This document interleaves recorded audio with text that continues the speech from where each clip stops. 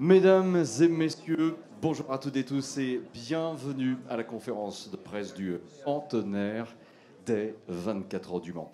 Vous l'aurez évidemment compris, c'est une édition qui n'est pas comme les autres. Et quoi qu'il en soit, merci d'être venus ce matin vraiment si nombreux.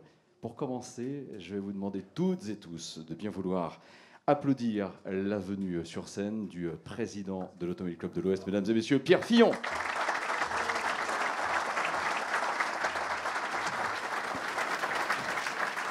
Président Pierre Fillon, bonjour. Bonjour Bruno.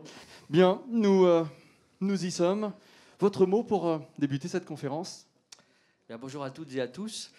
D'abord Bruno, j'ai envie de dire que les 24 heures n'existeraient pas sans le public, mais aussi sans leurs partenaires. Et à ce propos, je remercie tous les partenaires de leur grande fidélité, mais j'ai une annonce à vous faire ce matin, puisque nous renouvelons pour une durée exceptionnelle qui va nous projeter vers la prochaine décennie notre partenariat avec Rolex. Rolex, une marque fidèle aux 24 heures du Mans depuis 2001.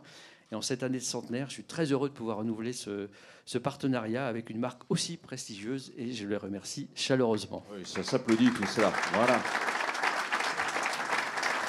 Bravo. C'est ce qu'on appelle une première belle nouvelle. Bon, Président, c'est vrai que c'est donc la veille là, du centenaire, de cette édition du centenaire, encore une fois, des 24 heures du Mans. Mais j'aimerais bien connaître votre sentiment aujourd'hui. Beaucoup d'émotions, on a tous la larme à l'œil. Une grande fierté, on est sur le point de livrer un des plus grands événements sportifs de l'histoire du sport automobile. Nous travaillons sur cette édition depuis plus de 2 ans désormais. Et vous imaginez donc la satisfaction qu'est la nôtre de voir le retentissement qu'a ce centenaire dans le monde entier. Ces 24 heures du Mans, ils se basent sur 100 ans d'histoire, 100 ans d'innovation technologique, d'exploits, de légendes. Et ce soir, les spectateurs vont pouvoir admirer un show exceptionnel qui rappellera justement toute cette histoire de cette course qui consacrera dimanche à 16h de grands pilotes et de grands teams. Ils auront la chance de remporter ce trophée incroyable qui est à côté de nous, un trophée unique créé par la Monnaie de Paris et soutenu par Rolex. Pierre Fillon, ce que l'on va faire, c'est de proposer à Tom Kristensen, 9 fois vainqueur des 24 heures du Mans et ambassadeur du centenaire des 24 heures du Mans, aussi de nous rejoindre et vous l'applaudissez, s'il vous plaît.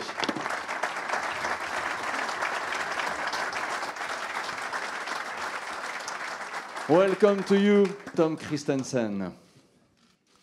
Bonjour. Bonjour. Bonjour, everyone. It's a little race day. Yeah, absolument. Tom, you are Grand Marshal, of course, but 9-time Le Mans winner. How is it to be the Grand Marshal for this race of the centenary? It was. I take it as a huge honor, and already since last year, it was announced, and I was incredibly happy about that. The trophy, we unveiled that together at Pebble Beach a couple of months later, and then I've just felt the build-up to the world's most prestigious and greatest race has simply been immense here in this centenary version. So I'm looking forward, and I have felt good all the way. Tom Kristensen,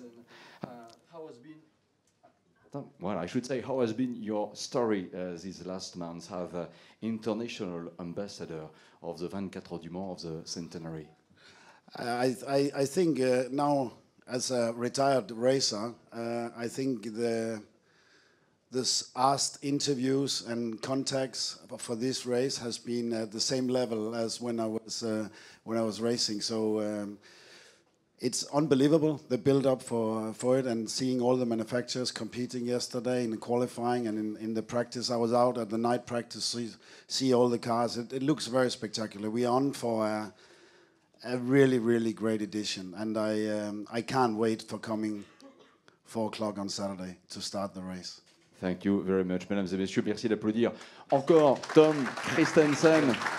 Enjoy this fabulous week. Merci encore, this fabulous weekend. Alors, j'ai l'impression qu'on est beaucoup ce matin, ça fait un petit peu d'interférence, merci de votre indulgence, mais en effet, on va vous rappeler le nom du starter qui est évidemment LeBron James, la star légendaire du basket, qui nous fait l'honneur aussi de donner le départ pour cette édition très clairement qui s'annonce incroyable. Ce centenaire, Pierre Fillon, c'est bien sûr le passé, c'est un siècle d'histoire, d'innovation technologique qui nous amène à aujourd'hui et j'ai envie de dire à demain, un futur très très proche. Pierre Fillon, la RSE est depuis plusieurs années au cœur de la stratégie de la CO. Mais comment cela se traduit lors des 24 heures du Mans? Cette thématique RSE, Bruno, elle est au cœur de notre stratégie et au centre de toutes nos actions depuis plusieurs années. Nous nous sommes appuyés sur des éléments factuels et concrets puisque nous avons fait notre bilan carbone en 2019 et on a identifié les pistes de travail et notre feuille de route est claire. Réduire de 30% de nos émissions de CO2 à l'horizon 2030 et de compenser les 70% restants. C'est un objectif très ambitieux, mais nous allons le relever. Nous avons déjà enclenché de nombreuses choses. L'introduction, par exemple, l'année dernière, en 2022, grâce à notre partenaire Total Energy, de carburant 100% renouvelable, qui nous a permis de réduire de 70% les émissions de CO2, ou encore le Sustainable Endurance Award, dont nous allons parler un petit peu plus tard. Mais l'enjeu principal, il se situe hors piste, parce que ce sont les déplacements des spectateurs qui sont l'essentiel de notre bilan carbone, puisque ça représente 70%. Et nous avons déjà commencé à les sensibiliser pour diminuer leur bilan carbone.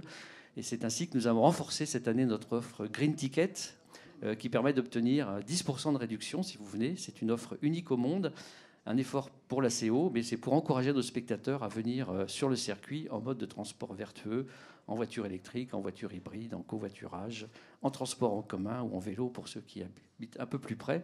Et c'est plus de 7000 personnes qui ont bénéficié de ce ticket, et ce qui est encourageant pour l'avenir.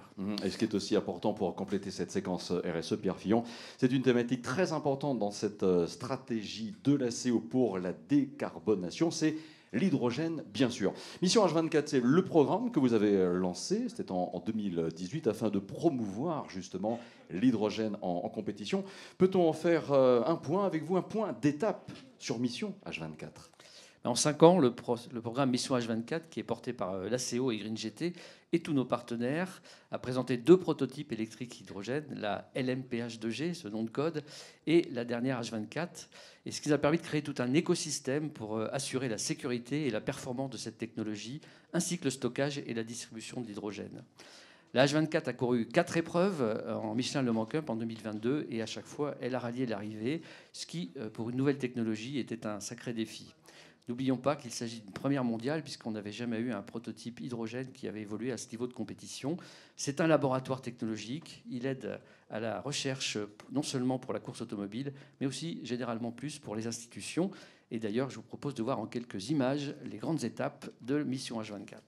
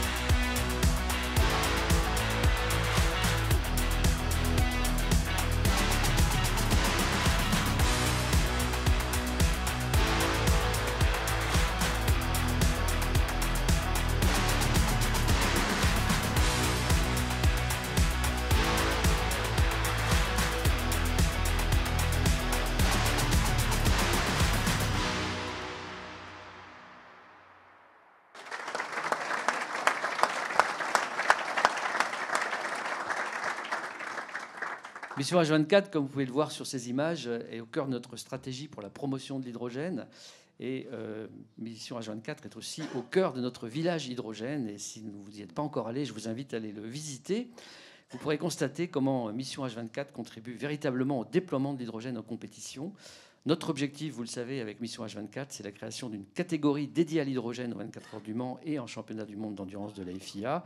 2026 est la date retenue désormais. Le Covid et les difficultés engendrées par cette crise ont décalé nos premières estimations. Concernant Mission H24, eh bien, les étapes vont se poursuivre dans les mois à venir, puisque avec des éléments de performance et de recherche encore plus poussés. Vous pouvez constater dans ce village certains véhicules hydrogène. Il y a l'Alpine, la Phoenix ou la Ligier Bosch qui ont été présentés hier, côtoient notre LMPH2G de Mission H24. Mais sur ce village, il y a également une voiture cachée, une voiture mystérieuse qui est là depuis plusieurs jours. C'est la Toyota mystérieuse. Et vous devez vous interroger forcément. Et pour lever le suspense, j'ai vraiment l'honneur et vous demande d'applaudir le chairman de Toyota, Toyoda-san.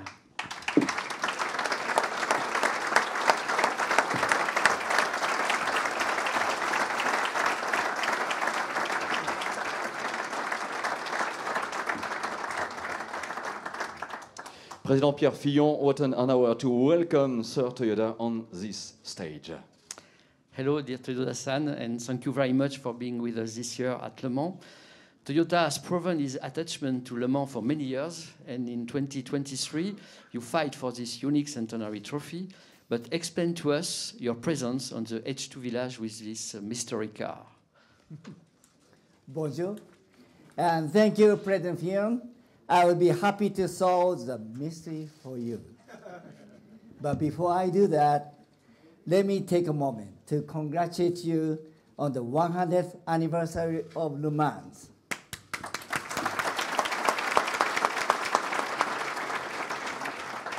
What an amazing achievement to both create and sustain this legendary event at the highest level for so many years. There's no race car drivers in the world, past and present, who hasn't dreamed of winning Le Mans, including yours truly. Le Mans is a very special place for Toyota, a place where we not only compete in one of the world's most celebrated races, but a place where we can push the boundaries of technologies. A place where we can realize the future. Ladies and gentlemen, introducing our GR Hydrogen Concept Race Car for WEC.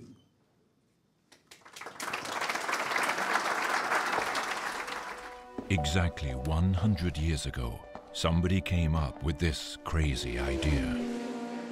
If a race would go on continuously for 24 hours, which type of car would come out on top? It can't be just about speed. The car has to be tough enough to endure for the whole 24 hours. It must keep going, following the driver's every command, in the pitch-black darkness of night and in the pouring rain. And it needs to be fuel efficient too. This crazy idea for a day-long race became an inspiration, writing its own triumphant history of pioneering technology and innovation in the automotive industry. 1-2, a first win for Mike Conway, Kamui Kobayashi and Jose Maria Lopez. 24 hours of Le Mans. What will the next century bring? What kind of future?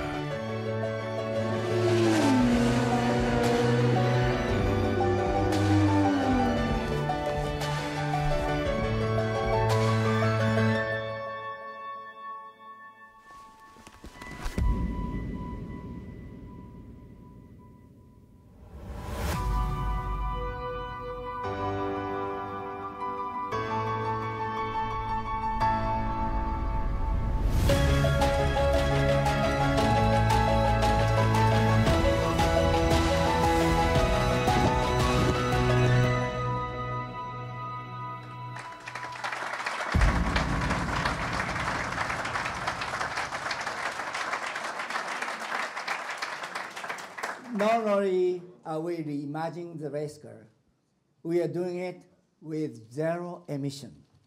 Of course, one of the other major benefits of the hydrogen fuel over gas is just how light it is. Less BOP.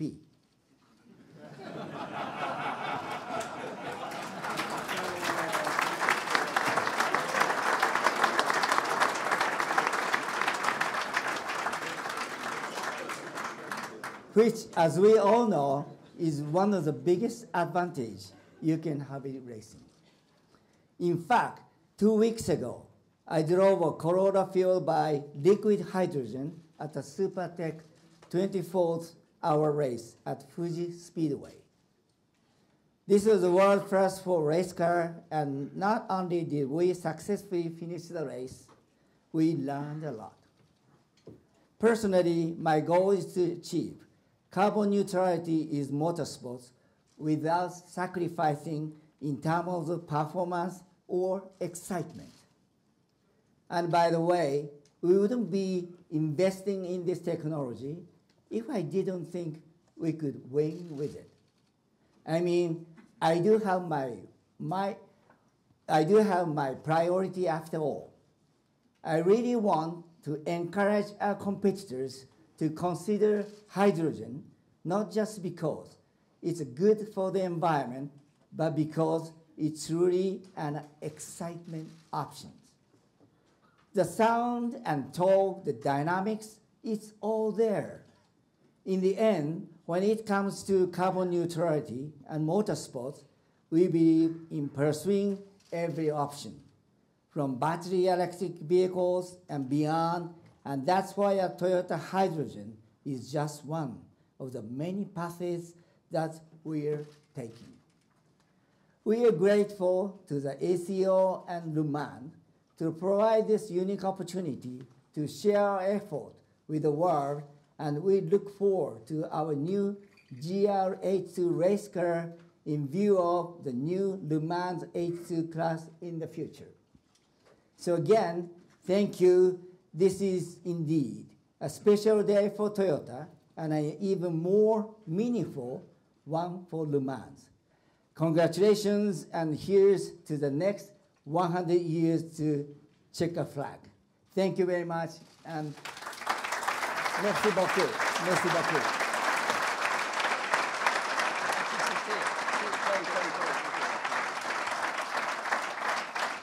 Thank you. Thank you, Toyoda-san, for this wonderful surprise. And now, go to the H2 village to see this superb hydrogen prototype, which you can also admire on this live image.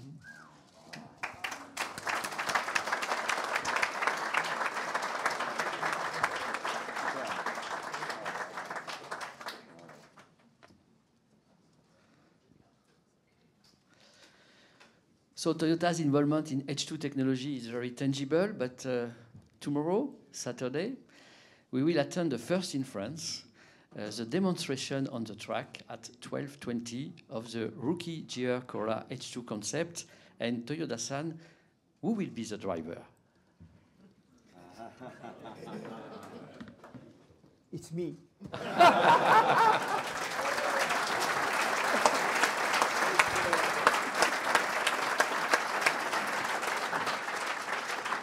So Toyoda-san, I know you have to be prepared for this wonderful lap, and thank you again for coming. Thank you very much.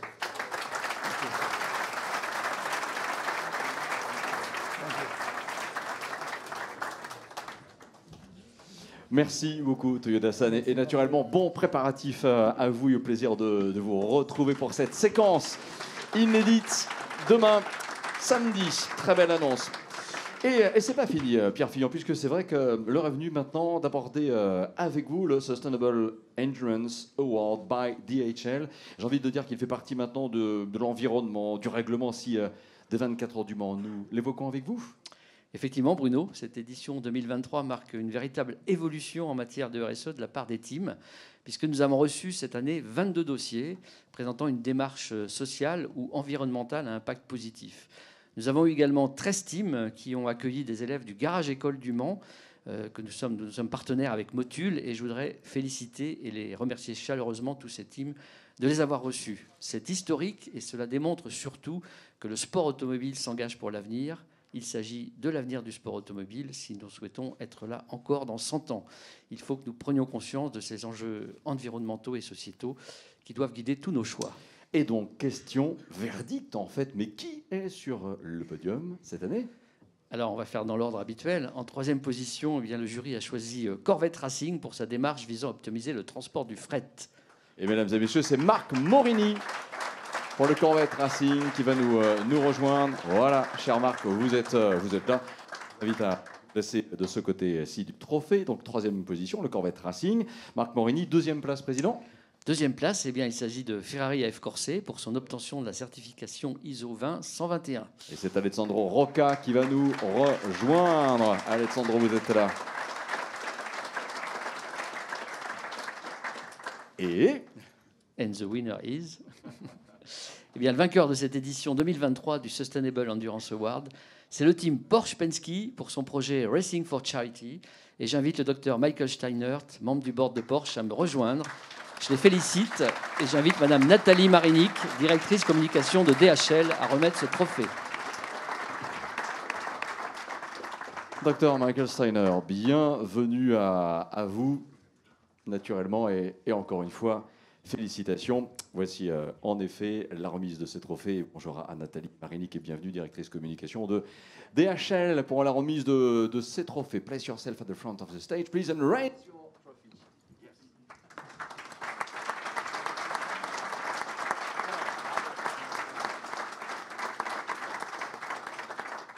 Dr. Michael Steiner, one word with you. I imagine that, of course, for Porsche Penske Motorsports, it's important to win this trophy. This one is another, but this one is first very important. Yeah, thank you. We are very proud.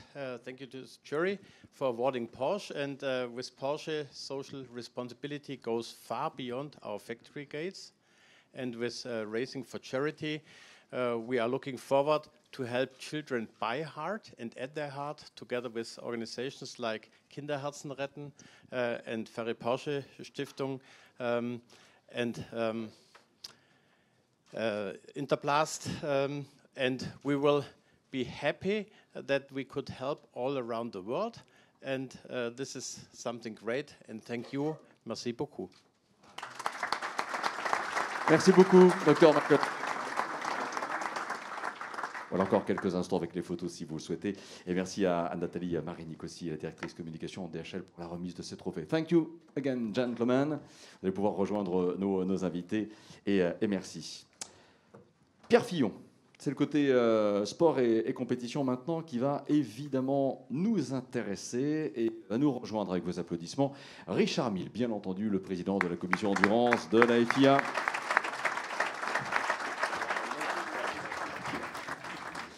Bonjour, cher Richard Mille. Bonjour, mon cher Bruno. Pierre Fillon, on va tout d'abord commencer par parler de LMP2. Faisons le point.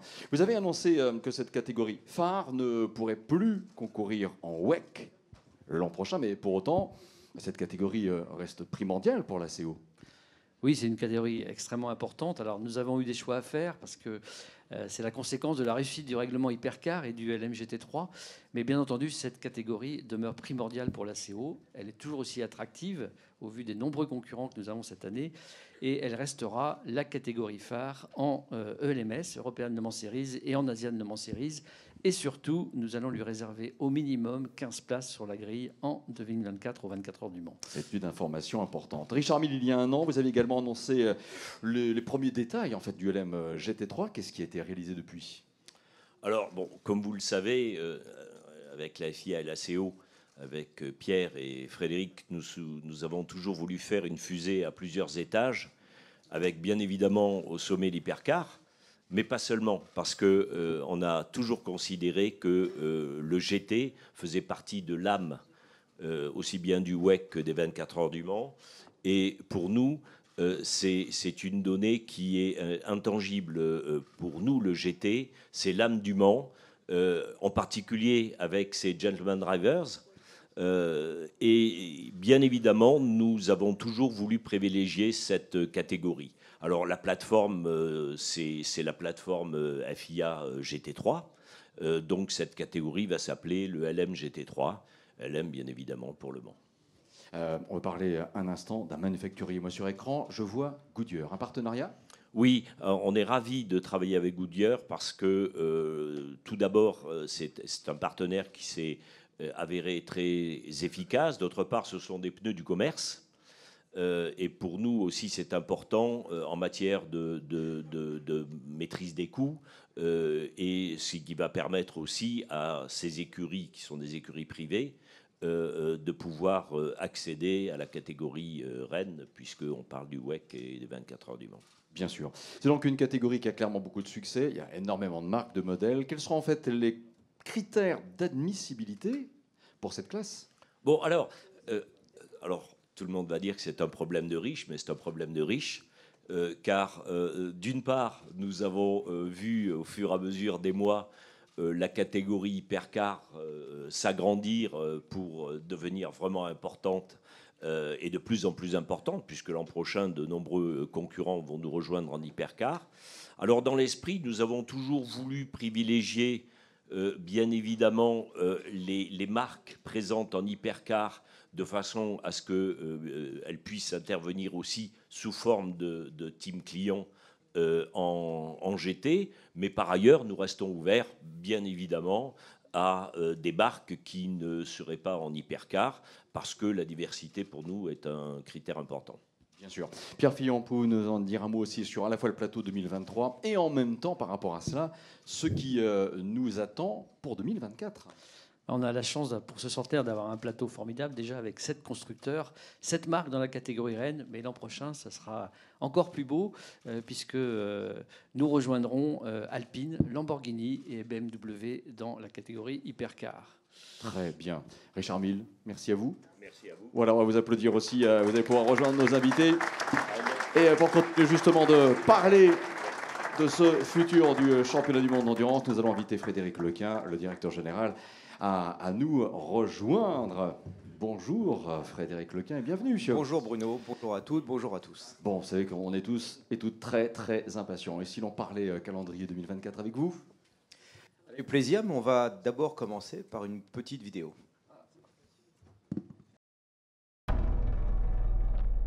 FIA WEC Season 12.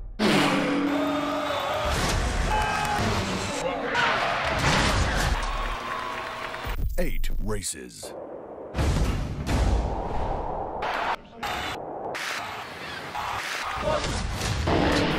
Four continents. Let us control your emotions. Come on. And it's time to get to your seats. Begins March 2024. The Old Classics. May in Belgium. The much-loved Total Energies 6 hours of Spa-Francorchamps in the magical Ardennes Forest. June in France. The iconic 24-hour of Le Mans. The race not to miss. 62 teams and around 10 manufacturers in the hypercar category. September in Japan. The traditional 6 hours of Fuji.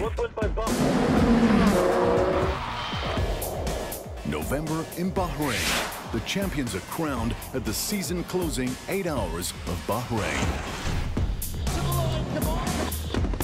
Thank you, guys. You guys did great. Thank you so much. The big comebacks. After a 10-year absence, the return of Brazil with the 6 hours of Sao Paulo in July. The event is back in the heart of this ultra-dynamic city. September in the USA, the Lone Star Le Mans arrives in Austin. The Circuit of the Americas will host another extraordinary event. I decided to keep the An Italian surprise. In April, the 6 hours of Imola will form a round of the WEC for the first time. The big debut for the prologue and the season opener. In March, we will witness the WEC in Qatar for the first ever Qatar 1812 kilometers. A race lasting no longer than 10 hours. It will stage the 2024 WEC season opener. Qatar 1812, an annual date that marks Qatar's National Day and a pillar of celebration each year for the growth that Qatar shows year upon year. Here is the 2024 WEC calendar.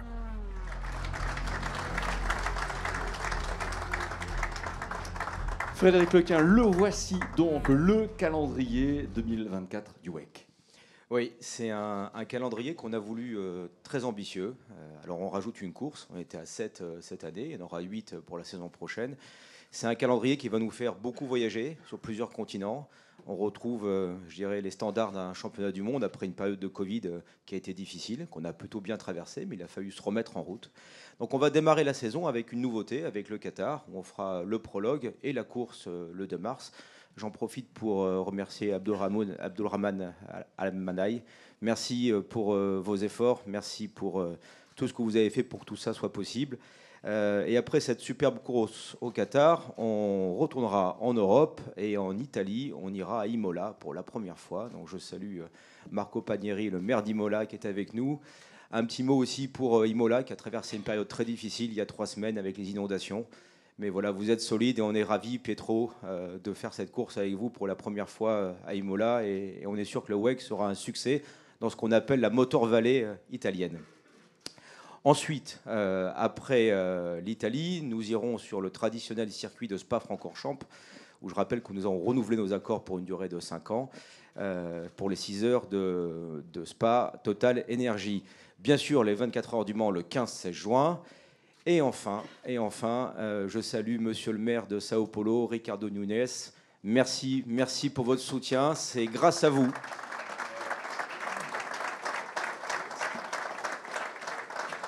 C'est vraiment grâce à vous, votre enthousiasme, votre passion, le concours de Sao Paulo Tourisme aussi, que l'opération est possible. C'est un grand retour pour le WEC au Brésil, dans une des plus grandes villes du monde. On attend un succès populaire important, énormément de spectateurs. Et voilà, merci pour tout. Donc ça sera le 14 juillet 2024. Ensuite, les États-Unis, un marché incontournable pour nous. Donc on a pris la décision de retourner sur le Circuit of Americas à Austin. Ça sera le 1er septembre. Merci à Reid Atherton et Andy Soucek qui sont avec nous aujourd'hui. On aura un très bel événement dans une région magnifique des États-Unis. Et ça sera donc le 1er septembre. Ensuite, direction l'Asie, le Japon, avec un des plus beaux circuits du monde, au pied du mont Fuji, où on aura, j'espère, une course qui sera passionnante. Et finalement, on va terminer la saison, comme d'habitude, avec une grande fête. Merci, Sheikh Salman, d'être là. Je sais que c'est une occasion très particulière pour toi. Joyeux anniversaire.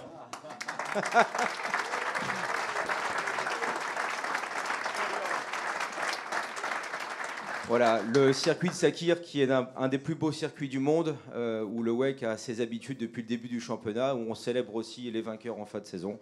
Donc voilà pour le calendrier du WEC. C'est un calendrier équilibré qui nous fera voyager sur les plus beaux circuits de la planète. On est ravis. Voilà, et ça s'applaudit encore, ce calendrier. Regardez s'il a fière allure, en effet. Frédéric Lequin, rappelons que vous êtes également le directeur général de l'Asian Le Mans Series. Et donc vous souhaitez aussi nous présenter le prochain calendrier. Oui, alors l'Asian Le Mans Series, alors comme son nom l'indique, enfin un retour en Asie. Là aussi, on a été très touché par la période du Covid, mais on a trouvé l'opportunité de retourner en Asie. Alors je voudrais souligner que c'est un redémarrage de l'Asian Le Mans Series qui est très important, puisqu'il va se faire en partenariat avec SRO, Stéphane Rattel qui est avec nous, le fondateur de Stéphane Rattel Organisation. Voilà, on a décidé de travailler ensemble sur le développement de l'Asian Le Mans Series pour en faire un championnat extrêmement fort en Asie, avec beaucoup d'ambition. On va démarrer doucement, donc avec 2 premières courses à Sepang le premier week-end de décembre. Ensuite, on revient au Moyen-Orient, ça marche un format qui marche plutôt bien, à Dubaï, puis Yas Marina, où on aura 2 courses consécutives le samedi et le dimanche. Voilà. Voilà, et bonjour à Stéphane. Et mesdames et messieurs, vos applaudissements. Merci à tous. Là encore. Et merci parce que tout ça, j'ai envie de dire, met les pleins phares sur un avenir radieux pour les championnats d'endurance. On peut parler au pluriel que vous organisez avec vos équipes. Pierre Fillon, avec vous, on va ouvrir une parenthèse, mais elle est importante. On va parler de e-sport.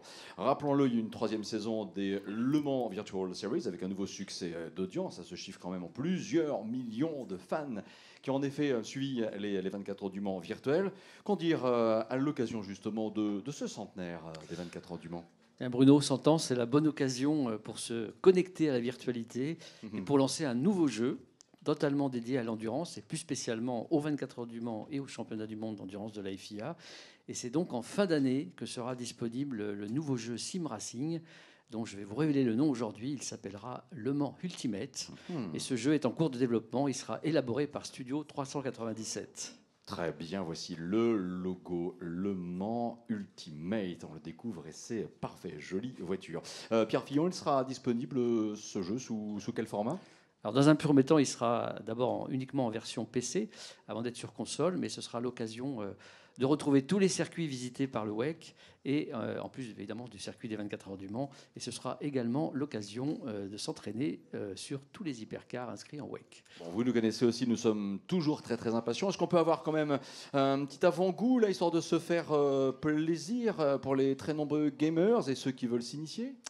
Pour ceux qui ont la chance d'être aux 24 heures du Mans cette année, ils pourront effectivement tout au long du week-end découvrir les prémices de ce jeu qui sera dans la fan zone, dans la gaming zone, et ils pourront tester donc ce nouveau jeu qui est du sim racing, et ils auront l'occasion déjà de pouvoir s'entraîner sur la Porsche 963 et la Ferrari 488 GTE.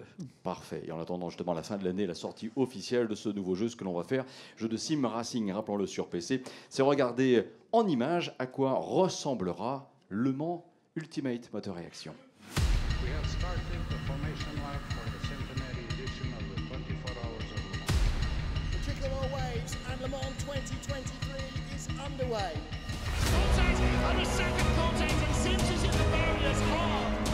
Jumping the chicane, that's not good news for the Toyota. This GT Pro film is so close, the positions change every lap and with every pit stop. Oh, trouble for the 92 Porsche, that's Michael Christensen. Up right side and taking the lead back on the run down to turn 1. Signature hours on this track. What happened in that final corner? Oh, that's Costantini, and it's a big one. Oh, he was a long way off the road there.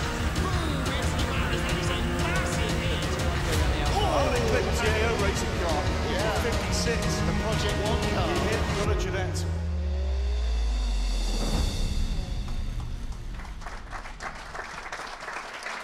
Emotion, Speed and Glory. Président Pierre Fillon, j'ai le sentiment que le moment est venu de présenter le drapeau damier sur cette conférence. Un mot, merci et bravo aussi. Merci à vous tous d'être là. Merci Bruno, merci à tous ceux qui ont organisé cette conférence de presse. Et je crois que maintenant, place à la course du siècle. Absolument, mesdames, et messieurs, merci encore d'être venus très nombreux ce matin. Profitez, voilà, nous y sommes, c'est le centenaire des 24 heures du Mans. Bienvenue, mesdames et messieurs, au centenaire des 24 heures du Mans. Et merci aussi toutes et tous pour le relais que vous faites sur vos supports médias de cette course magique et extraordinaire. Merci encore, mesdames et messieurs. Excellent week-end à l'occasion de ce centenaire.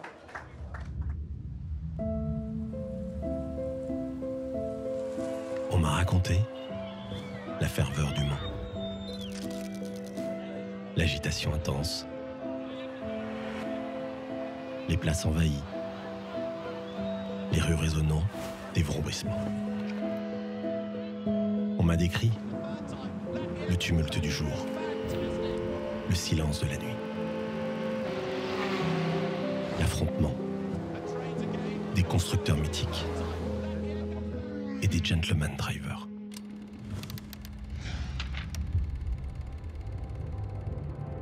J'ai découvert les couleurs, la mélodie des moteurs, l'odeur, l'adrénaline, virage, vitesse, dépassement. J'ai rencontré, touché du doigt ces héros, vu le courage, l'entraide, le surpassement.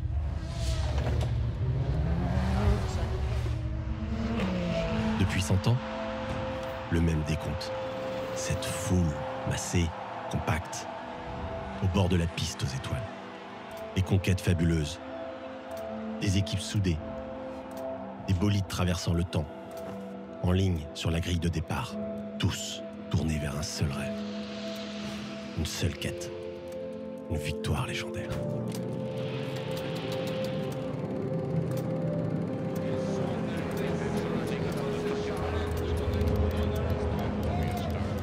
Je n'ai pas dormi.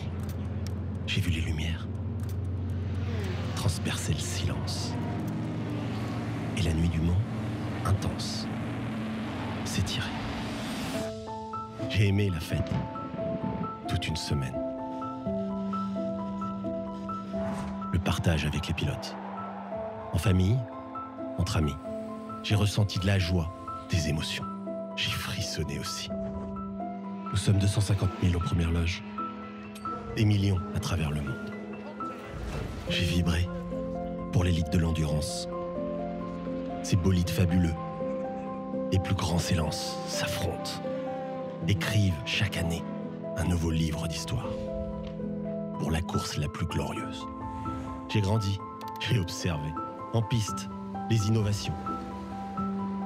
Performance, fiabilité, sécurité. Le Mans, laboratoire à ciel ouvert, pour une mobilité durable. J'ai vu le drapeau à damier abaissé, l'euphorie des vainqueurs, les champions sur le podium, l'exaltation du triomphe.